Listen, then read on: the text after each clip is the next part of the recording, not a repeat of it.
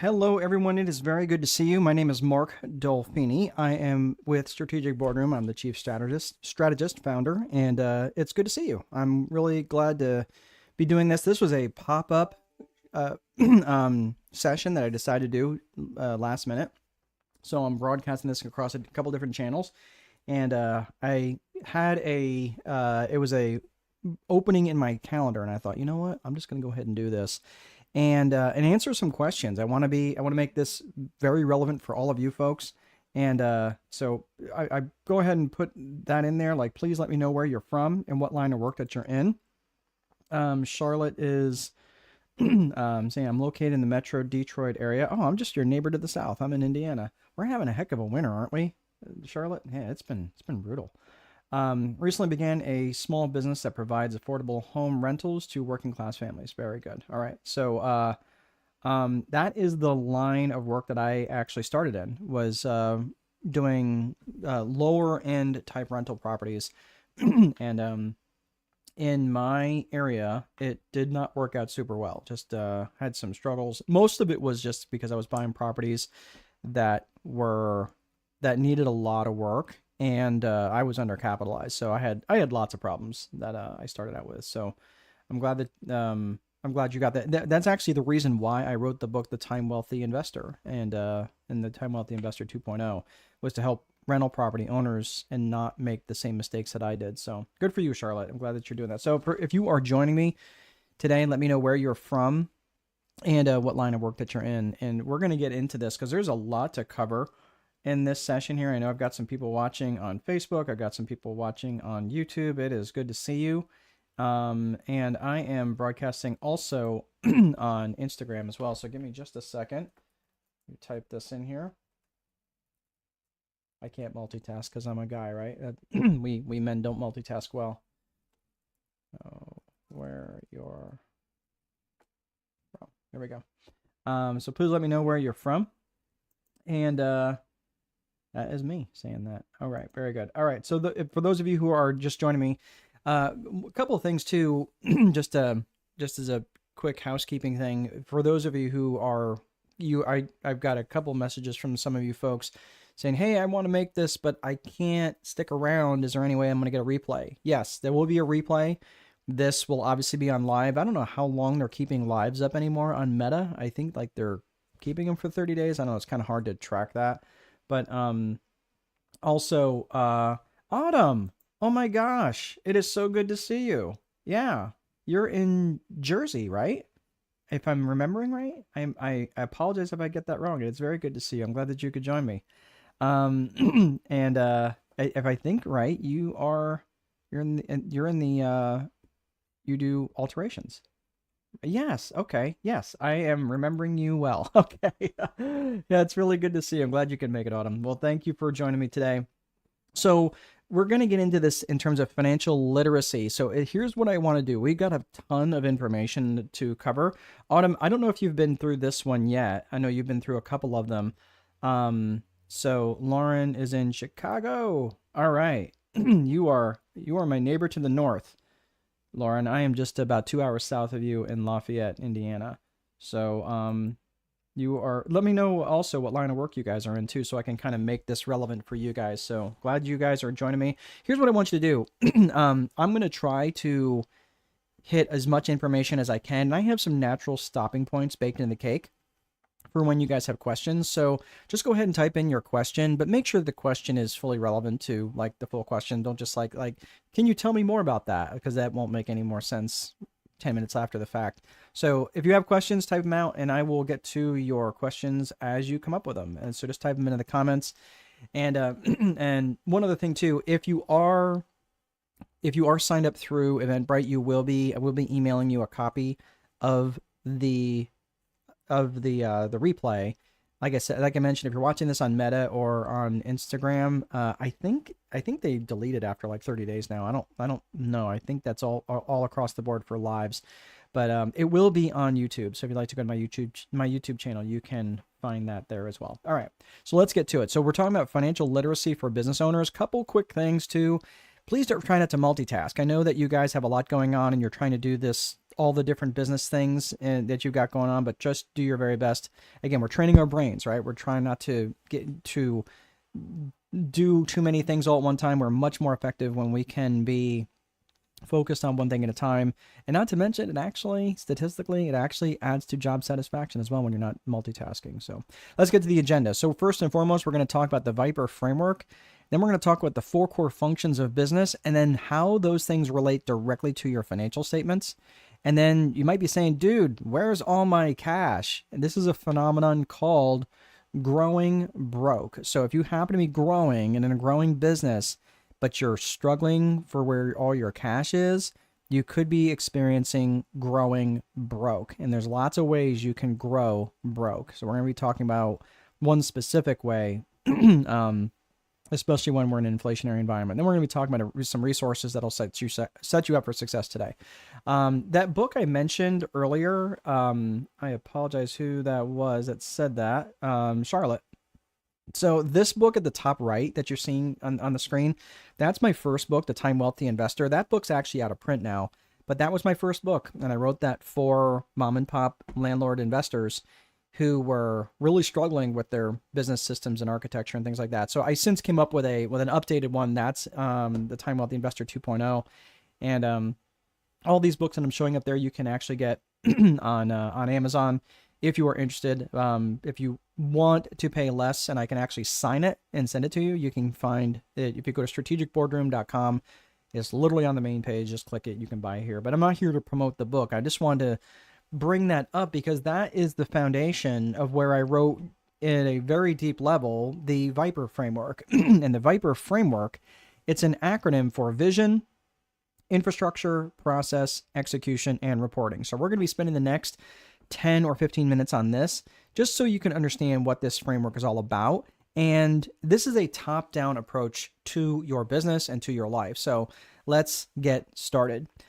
Vision, first and foremost, has 2 components. It is made up of personal vision and business vision. Personal vision is just going to simply ask you a very simple question.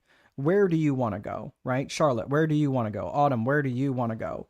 And it's not going to try to give any consideration towards how you make income, right? That's not really what that's about. Personal vision is really just going to ask you more of a question like, where do you want to go? Like, where do you want to go in life? So if you wake up with, say, $30 million in your bank account tomorrow, and $30 million is not a small sum of money, but you can't live a life like Justin Bieber. So after you go out and buy all the bougie stuff, realistically, from day to day, what would your life look like? Because you're still going to have to be a good steward of money, right? Otherwise, you're going to run out. So, Lauren has a comment here. Lauren, I'm a doctor of social work and own an aging life care management company. Oh, wow. Which I started late last year. Excellent. Wow, that's amazing, Lauren. Congratulations. I'm actually, right now, I'm in a PhD program for organizational psychology. So I've met a lot of people who are pursuing their PhDs who are also in social work. I give you guys a ton of credit for what you do. That's a tough job. So thank you, Lauren, for what you do and also for coming around today. Charlotte is, I'm having technical problems. I lost the feed. I see you, but the video ended and I'm just swirling now.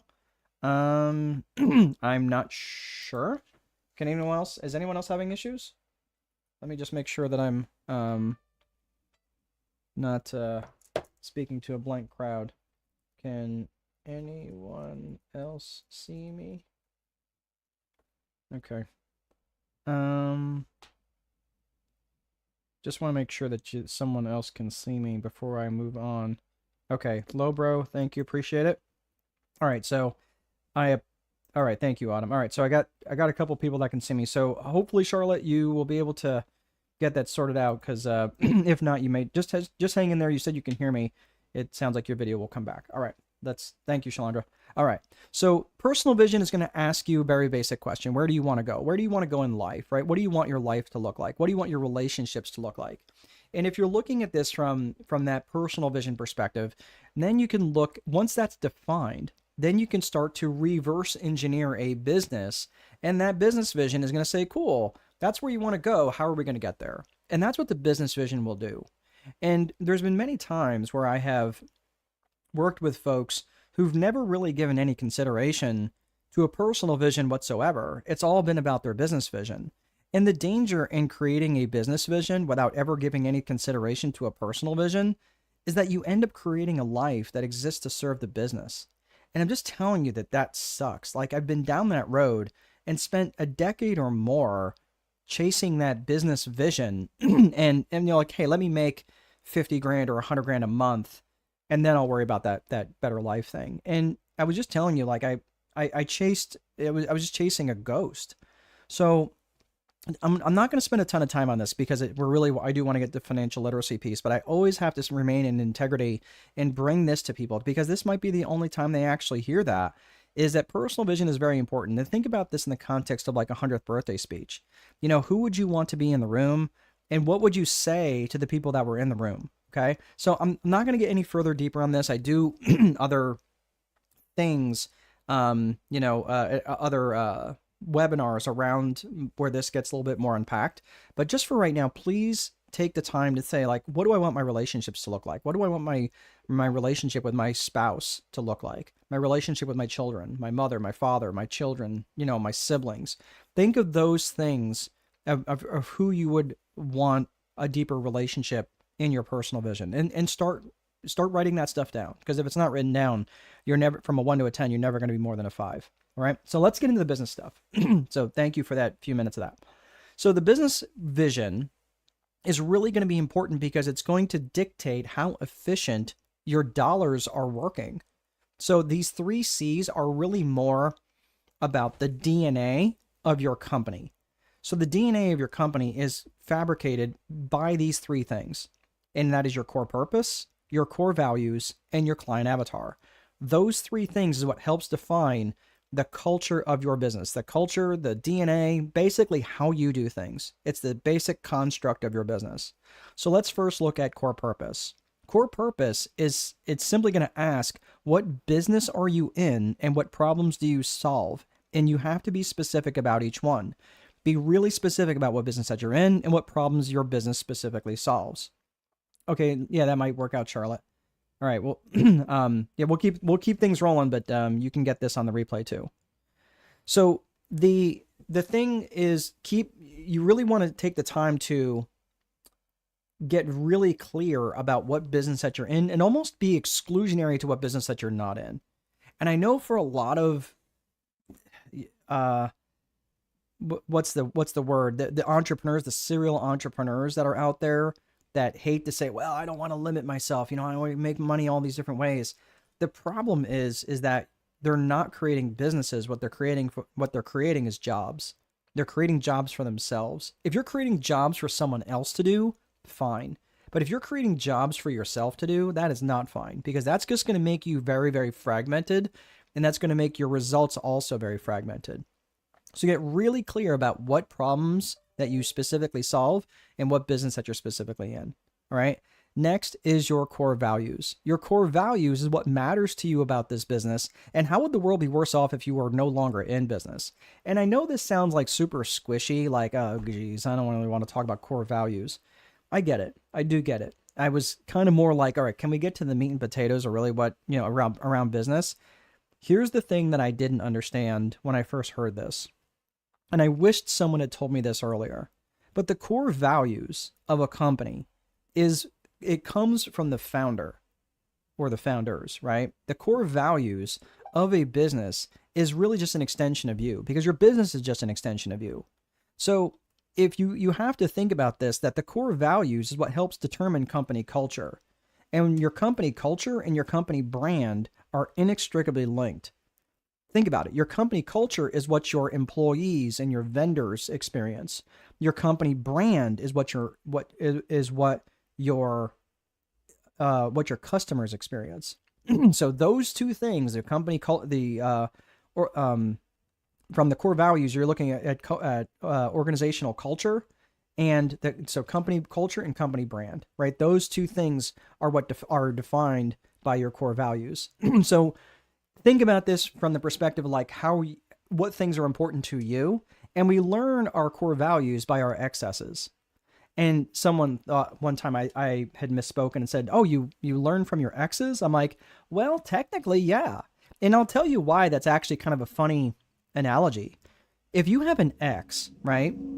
Say ex-boyfriend, ex-girlfriend, whatever, and that person is likely an ex because they were not aligned with your core values, right? Even if they broke up with you, right? There's a misalignment of core values.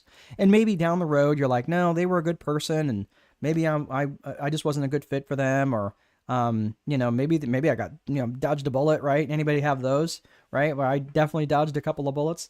Those are really important because there's just a misalignment of core values. So when you or you have a friend that you have to let go because they're wandering off the reservation, they're wandering down a path that you can't follow, those violations are really, really important. So think about those when you're trying to define the core values of your business.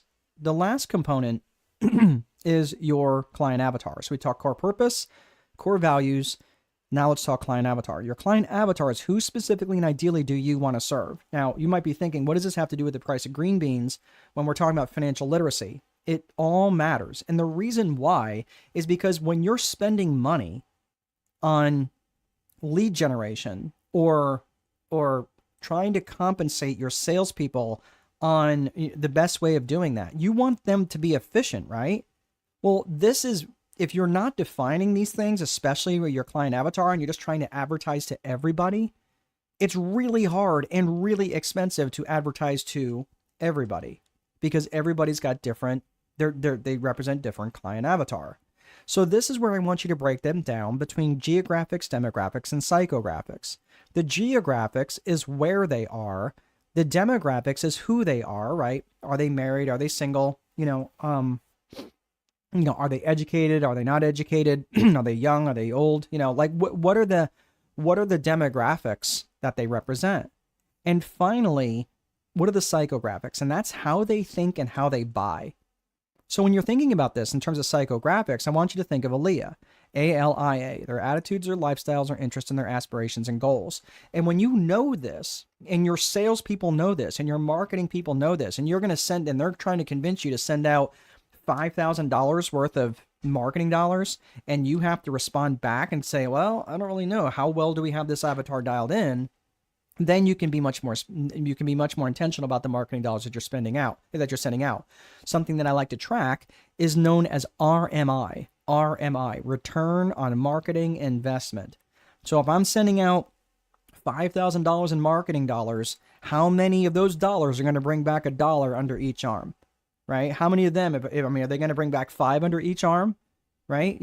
That's your biggest return that you're ever going to get is from your marketing. It should be. If you're sending out $1 and you're only getting $1.10 back, it's not bad, but your marketing dollar should be sending, if you send out $1, they should be bringing $10 and $20 back.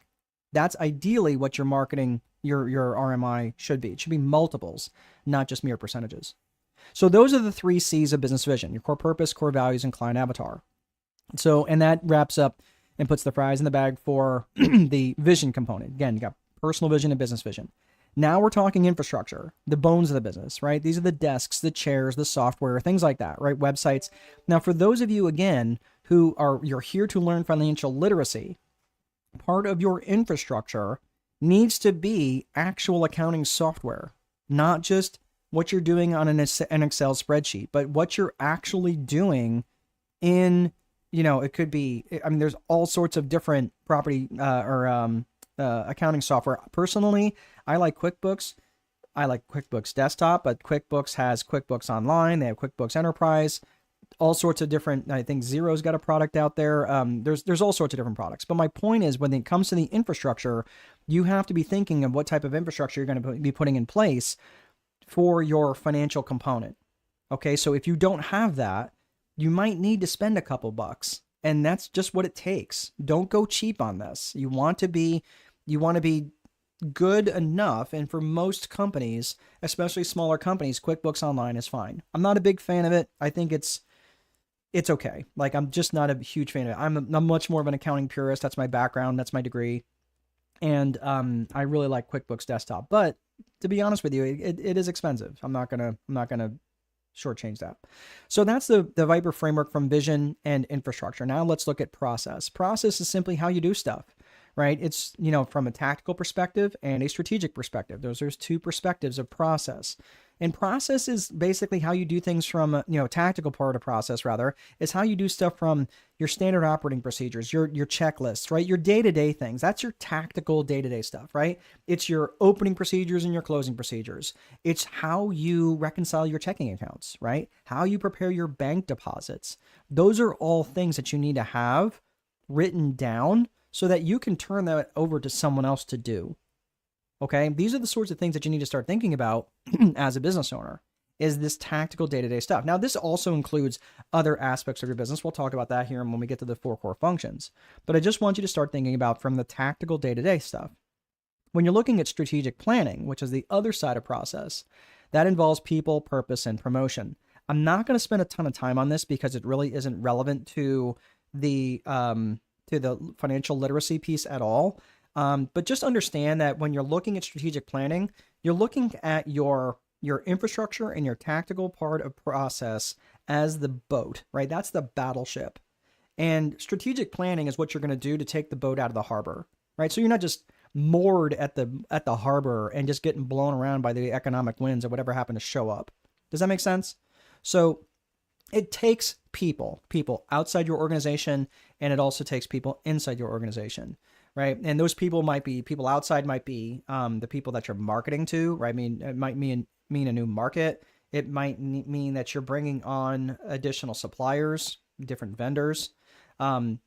People inside your organization could be your accounting, your accountant, your bookkeeper, things like that. What's the purpose of the strategic plan?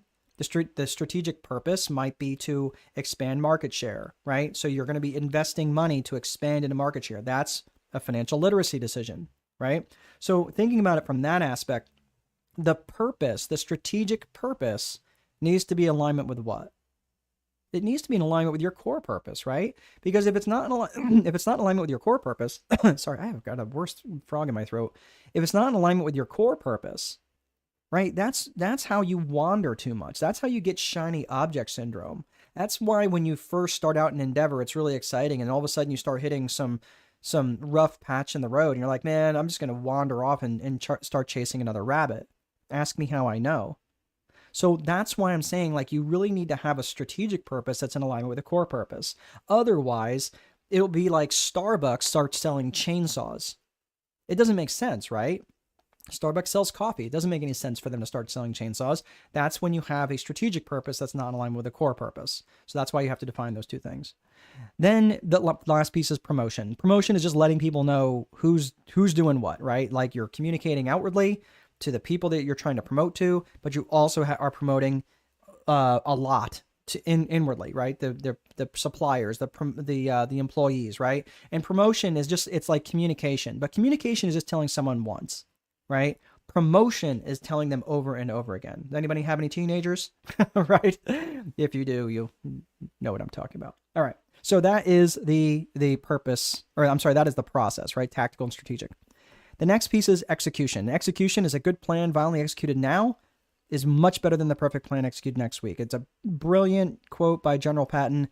Look, sometimes you just got to get up and do stuff. And the reason I have this defined is because most plans fall apart in execution.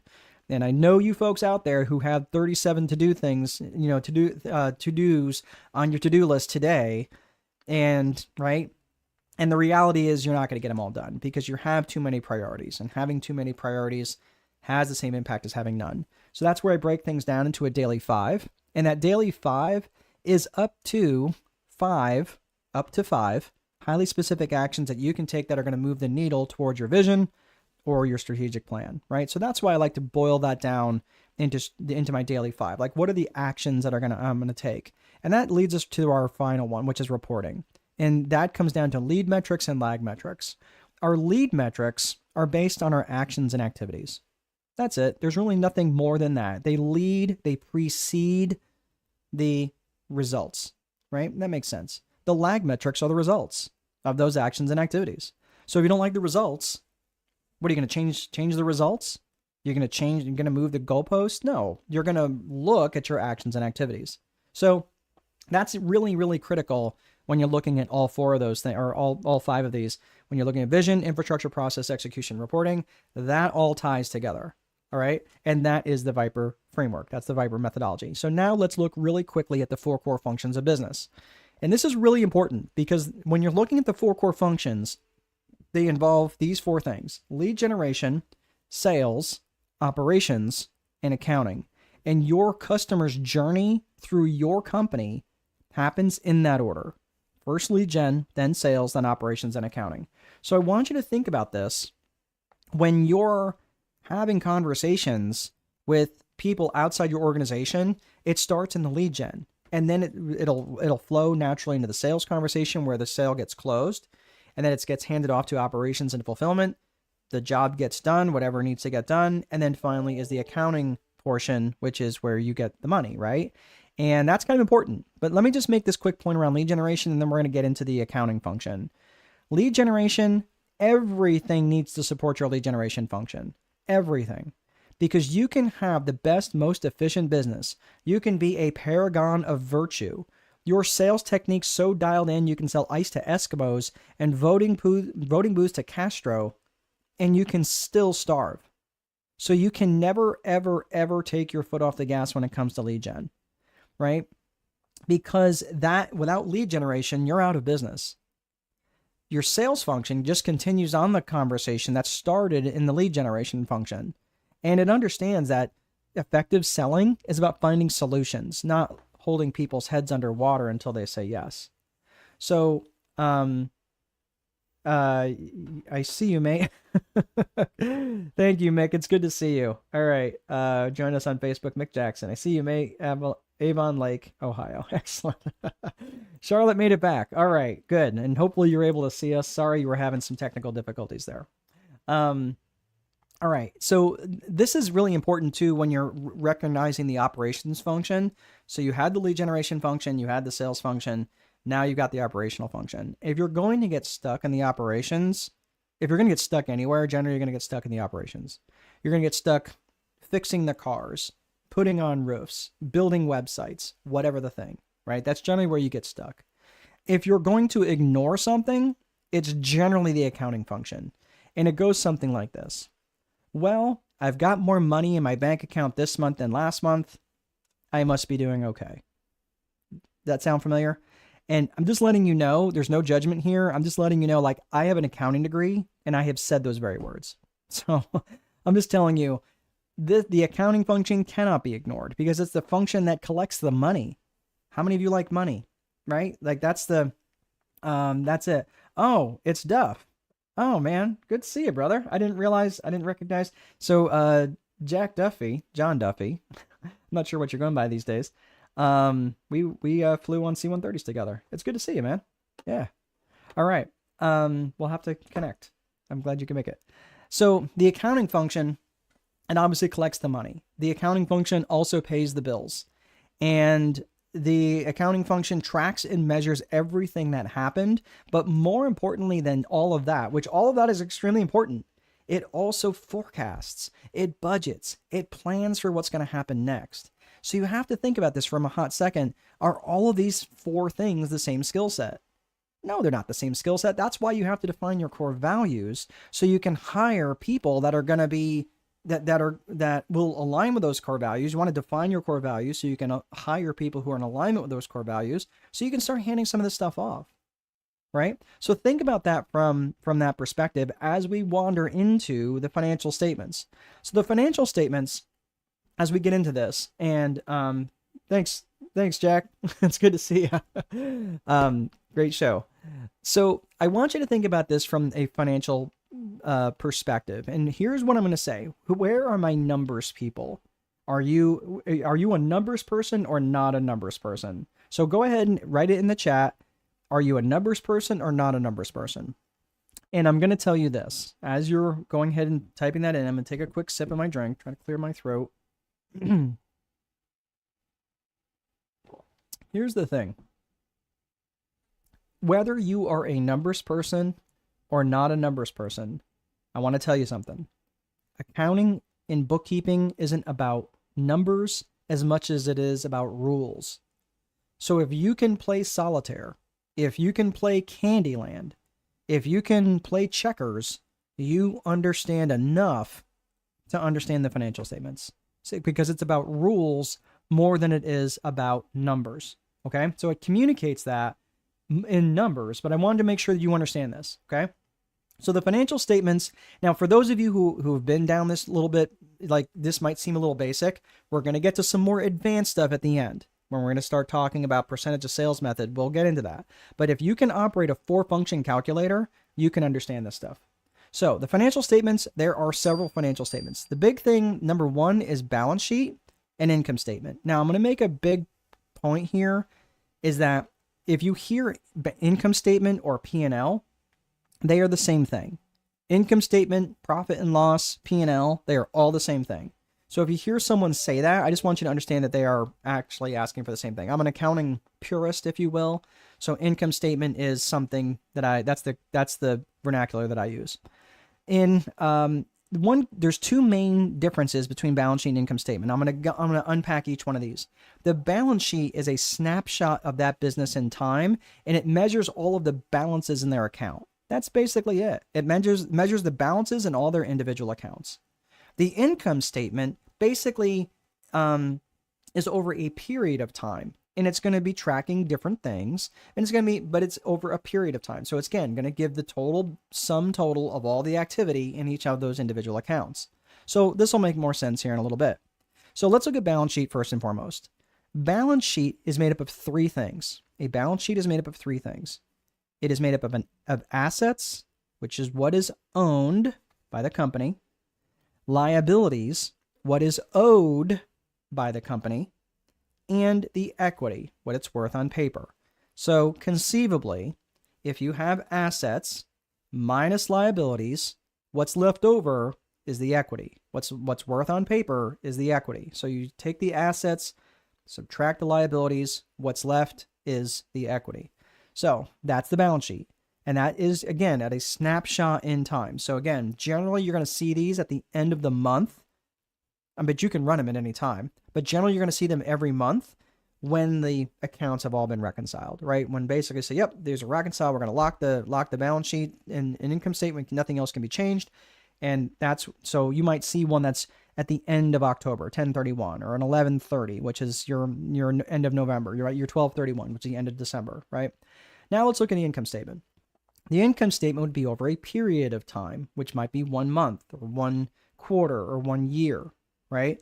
Your income statement is made up of three things as well. The balance sheet was made up of assets, liabilities, and equity. Your income statement is made up of revenues, expenses, and net income.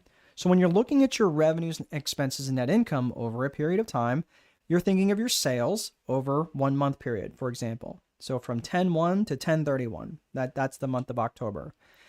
What are your total expenses during that same period? And then whatever you take your revenues minus your expenses and your net income that's left over is your profit. So let's look at, I'm going to take myself down off of this so you can see this. And this is actually excerpted from my book, The Time Wealthy Advantage, from page 265. So for those of you who have the book, you can actually see this. But if not, you can just follow along on the screen because I have that already baked in the cake for you. So this is what we're looking at. Again, we're talking about financial literacy for business owners here. And this is a very basic balance sheet. Your assets at the top, your liabilities in the middle, and your equity, which is the assets minus the liabilities, which is the total equity. So let's look at the top section first, which is your assets. Your assets, again, this is what you own. This is what you own. So again, you own the cash in your checking account, right? Which is $10,350. So again, if this was the balance at the end of the month, this would be the balance that's reported. Accounts receivable. This would be if you're selling on credit. So in other words, let's say that you owned an HVAC company, or a plumbing company, or maybe you're a florist, and you sell your stuff, but you don't get paid right away, right? So you sell your, whatever it is, your product, your service, but you don't get paid right away. You get paid in 30 days or 45 days or whenever people get around to sending you money. So if you are a cash business and you get paid right away, there wouldn't be any accounts receivable. But if you sell on credit, and many businesses do, your total balance of all of the money that people owe you would be $101,275. Now, just real quick, I know there's a lot of people here from the States, from the United States, but if you're watching this either on replay or right now, and you're wondering, well, does this apply to me if I live in a different country? Yes, because what you're learning here is what's known as generally accepted accounting principles. It's known as GAAP.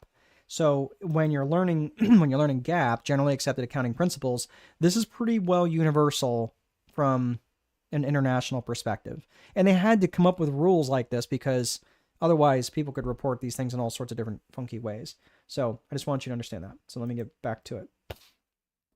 So you got your accounts receivable. And again, these things are listed on your assets from most liquid to least liquid, meaning how quickly can these things be converted to cash. So you've got a vehicle that you purchased for $29,970, and that is listed at what's called book value. That means what you paid for it, not necessarily what Kelley Blue Book value is or what someone else tells you it's worth. It's what you purchased it for, and then that would be amortized or depreciated because it's a physical asset. It would be depreciated over its useful life, but I'm not getting into that. So I'm just letting you know that's listed at purchase price. And the same thing with that real estate, right? You've got a real estate warehouse. You purchased it for $275,500. So that's it from top to bottom.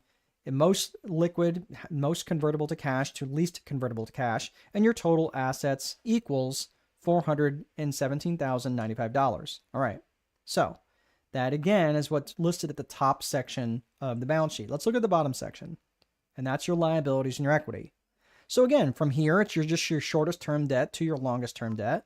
You've got your credit card balance with Chase of $34,760. You've got your accounts payable, who you owe money to other vendors, and that could be multiple vendors. That's amount of $37,500. And again, that's if you're buying from vendors on credit. So in other words, you're taking in supplies and you're not paying them right away. They're extending you credit. You've got a loan with Wells Fargo or whatever or whomever to purchase that van. You only owe $11,570, and then the same thing with the Citibank real estate mortgage for that warehouse, $105,350. So you've got your total liabilities of $189,180.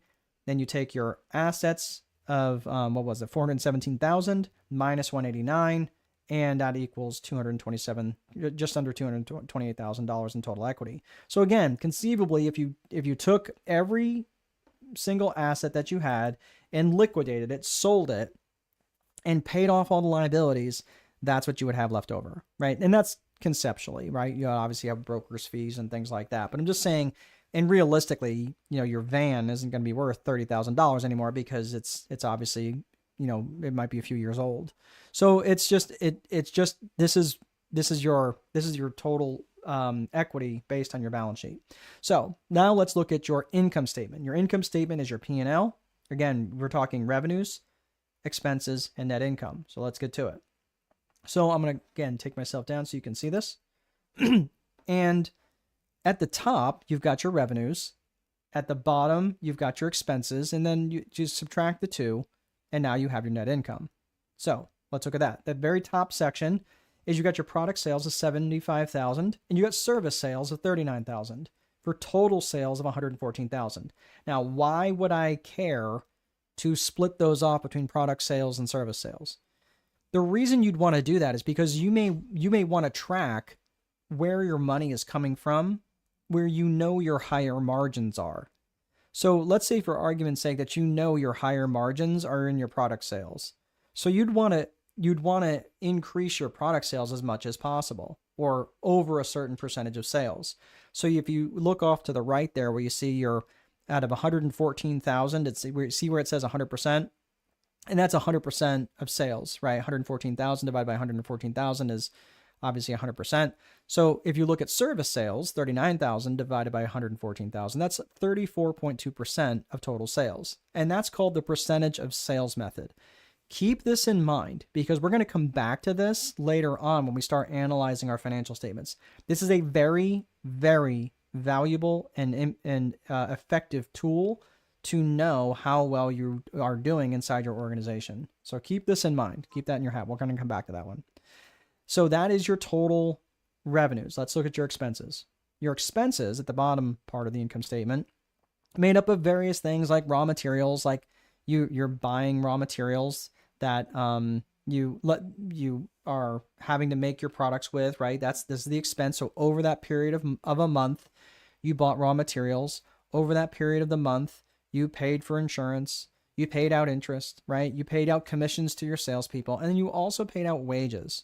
Okay. And again, if you look to the right where you see that 29.8% or 4.5%, that's divided by the 114,000 in sales. Again, you're tracking this from what's known as a percentage of sales method. Okay. And you when you get to the bottom there, you see net income.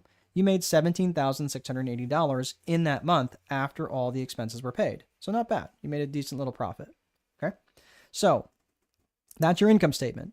Now, you might be thinking, well, okay, what does all this mean? Why does this matter? And why should I care? I'm going to tell you. And the reason why is because now we're going to start to get into the real meat and potatoes of where all your cash is going. And you can start planning your growth, because you cannot be strategic if you don't know your numbers. And you also want to make sure that you avoid growing broke. You may have a growing enterprise and you're actually making less money. And sometimes you're growing and you're not even making any money. You're actually growing, but you are actually making negative dollars, which means you're actually operating in a net loss.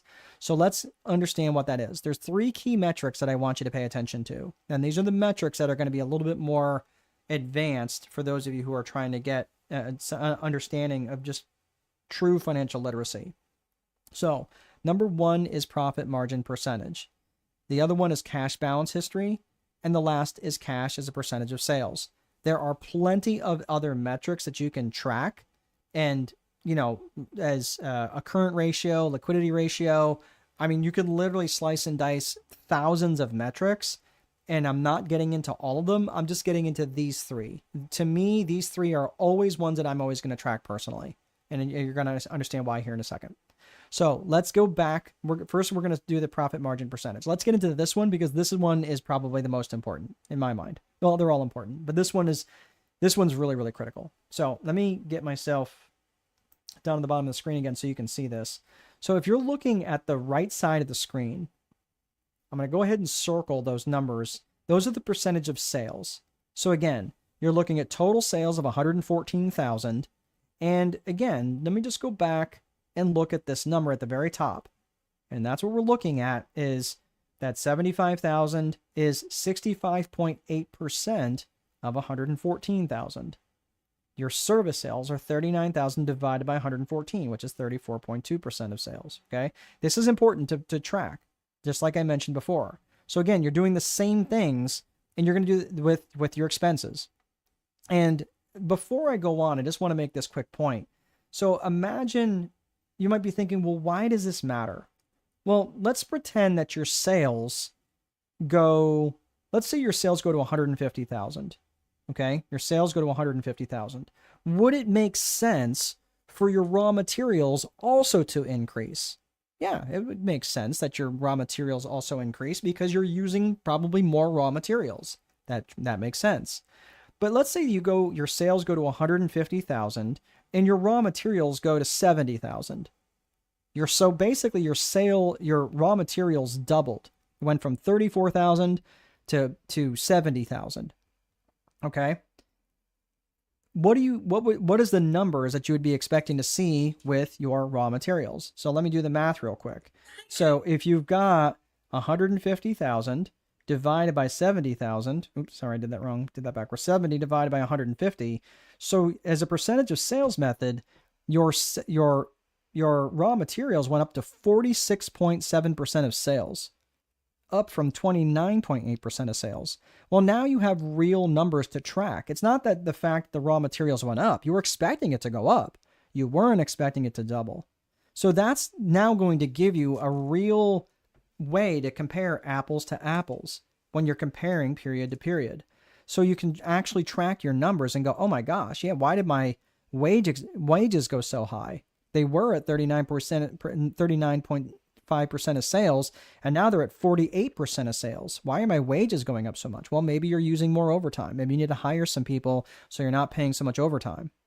Make sense? Or maybe you need to sub that out to vendors to handle some of your overflow, right? There's other strategic ways to do this, but you can't be strategic if you don't know your numbers. I'm going to look at the bottom of this, and I'm going to circle. See where it says 15.5%?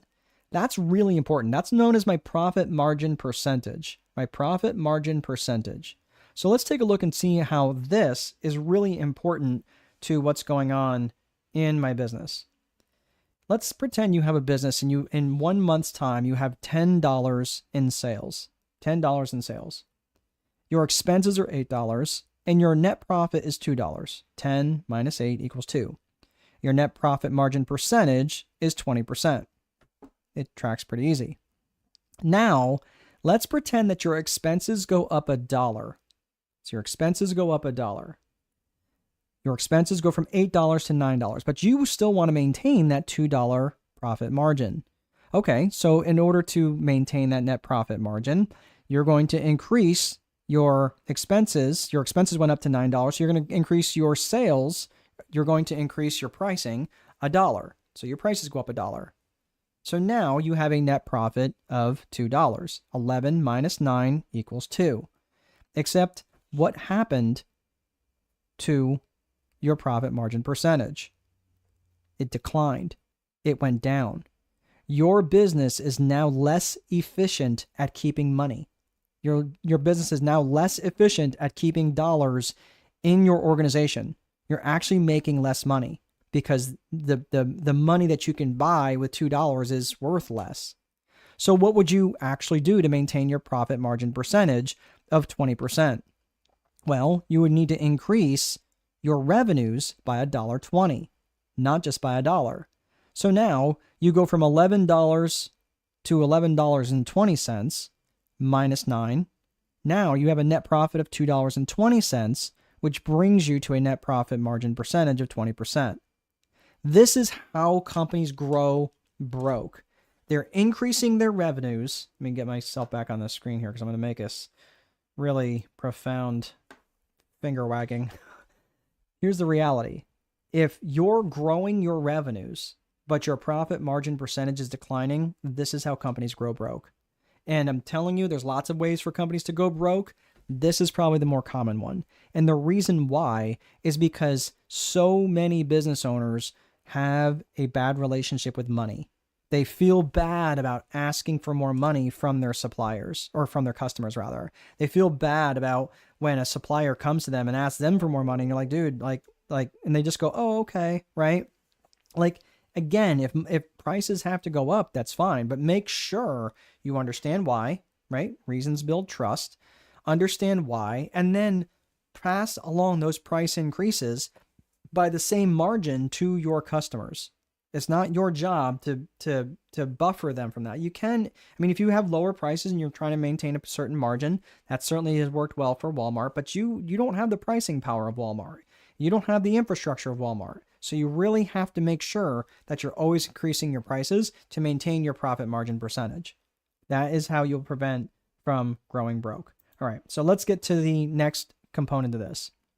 So the last piece of this is different resources, and around understanding, we looked at profit margin percentage, and now we're going to look at cash balance history and cash as a percentage of sales. So the cash balance history is really not that complex. If you look at the little graph here that you created, all you're doing is just tracking those numbers from month to month. I think from a weekly basis is probably overkill, but making sure that at the end of the month when your balance sheet is all reconciled and ready to go, and I don't even care if you log into your checking account and just you're not there where you're doing reconciliations each month, but just at least track your cash. Because if you're like, oh yeah, I log in every day. Yeah, logging in every day is a very different bird than actually tracking it. Logging in and checking it every day is not tracking it. Checking is not tracking. So you have to make sure that you absolutely have one graph that you can go to see the trend of your cash. And if that cash is not going up every single month, that is a problem. Like, I don't care what it is I have to do. I want to make sure that my cash balance goes up every single month, because when you have cash, you have options. And every business that I have worked with that has really struggled has not had enough cash. They have run themselves way too low on cash, and as a result, they have not left themselves with options. And when you don't have options, man, you get really desperate and you start taking on customers that you don't want to do. You start offering products and services you don't really want to offer, things way outside your core purpose, which you heard about in the 3 C's of business vision. So this is really important to consider when you're tracking these individual metrics. Let's look at the next one, the last one here, which is your cash as a percentage of sales. Now this one, it's going to take a little bit of math to get here, but it's a nice, easy calculation. Just one divisible calculation, but I promise you it's pretty easy to do. So let's look at this. What we're going to do is we're going to have to look at 2 different financial statements. This is really super simple. Let me get myself down. We're going to get these numbers from the balance sheet, and we're going to get this from the income statement. So presuming that your business cycle, most business cycles, not every one, I mean, most business cycles follow a 30-day cycle. So if you have a 30-day cycle, which means generally that's when your revenues come in over that period of the month, you pay out your bills over that period of the month, right? Generally, a lot of businesses have a 30-day cycle. You might have a farming operation, which might have a 6-month cycle, right? You might have a hog operation that has a 9-month cycle or whatever. But I'm just saying, like, you want to make sure that you understand your business cycle here. So just understanding how the money comes in. So what you're going to do is you're going to go to your balance sheet and you're going to take the cash balance. You're going to take the cash balance from your checking account. And in this particular case, it's $10,350. You're going to go to your income statement and you're going to grab the number off of there, the total sales of $114,000. And you're going to divide that $10,000 divided by $114,000 to come up with a cash as a percentage of sales. Now, what does this mean? Cash as a percentage of sales. I want you to think about what these metrics represent. Don't just go blindly and think like, well, what does that mean? 8.7%, is that good? Is it bad? It's not anything. It's a data point. Data only matters when it's compared to other data. So you'd say, well, hold on a second. If I've only got $10,000 and I bring in every month $114,000, that seems low to me. Yeah, that seems low to me too. Because if I've only got $10,000 in cash at the end of the month and I'm bringing in $114,000, what happens when my sales go to $160,000 or $170,000? I'm not going to have enough cash to fund that growth. Make sense? So I always want to see this number increasing as long as sales are stable or increasing. And the reason for that is because if sales are going down and my cash stays the same, that percentage of that cash as a percentage of sales number could actually be going up. Makes sense? So because you're dividing it, because it's the bottom number. So I just want you to think about this. So when you're thinking about what the number represents, this is where I also put this on a chart, on a graph. And I want to see that cash as a percentage of sales. It's 8.7%, 9.2%, 11.3%. So again, as long as sales are increasing or are stable, that generally means that my cash is also going up because my cash is increasing. So you just have to understand the math. That's all, right? Again, you can understand rules, but the reality is you cannot be strategic if you don't know your numbers. And this is all very critical to avoid growing broke, right? Here's a couple of success strategies. If you guys have any questions, go ahead and type them into the chat. Go ahead and do that now. And I'll stick around and answer a couple of questions if you guys have them. But here's the reality. Go ahead and plug that in now because I'm going to share some different things that you guys can utilize as tools in your toolbox. But from the success perspective, you have to know your numbers. There's just no getting around that. And you also have to track your numbers. You can't just log in and glance at your numbers every now and again and just see that they're okay. You really have to track the trend. Otherwise, you're going to be like, wow, yeah, look at the water, coming in the boat, right? And you're not tracking that. You're like, oh my gosh, my boat is sinking and I didn't ever really pay attention to it. Okay. So as you guys are typing out your questions, I want to show you one quick thing. So this is a picture of a bank robber and you can't really see him. In fact, let me just go ahead and take myself down. But what happened here is this guy and his accomplice thought it'd be a great idea to rob banks without making any attempt to cover their faces. Well, of course, they got caught like a couple days later, and they were completely surprised that they got caught. Well, the reason they were so surprised is because, of all things, they rubbed lemon juice on their face, absolutely convinced that they would be invisible to the cameras. Not kidding. They absolutely thought this. So when two researchers, two psychologists said that we've got to investigate this because there's no way this is true. Well, what they recognize is that when people start out on an endeavor, they have two different axes or two different components that are at play in their endeavor, right? They have confidence and they have competence. They're very confident very early on, which you'll see they start down here on this little circle, and you see the confidence spike up really fast until they get to something known as the peak of Mount Stupid. And what happens is they start to realize very quickly, right? They're like, oh my gosh, how hard could this be? And then they realize very quickly that they don't know what they don't know. So they start realizing, oh my gosh, there's things I don't know. And they come crashing down into the valley of despair. So they've increased in competence a little bit. They've got a little bit of experience, but their confidence is taking a real hit because they have failed miserably. But if they keep at it, if they keep building on their competence, if they build in their knowledge, they start getting more confident as they head up the slope of enlightenment, and finally they get to that plateau of sustainability. So the reason why this is so important is because down here, and the reason I bring this up, in this valley of despair, the reason I bring this up is because a lot of business owners, this is where they give up. And they're like, oh my gosh, I'm so frustrated, right? And they wander, and then they go find something else to chase, right? And this is also why, I think people give up in marriages and things like that. But realistically, this is why it's important to have a support system. So what I'm going to offer you guys and gals is, if you'd like to join me in my community, I'm going to go ahead and put this in here. There is absolutely no cost to join.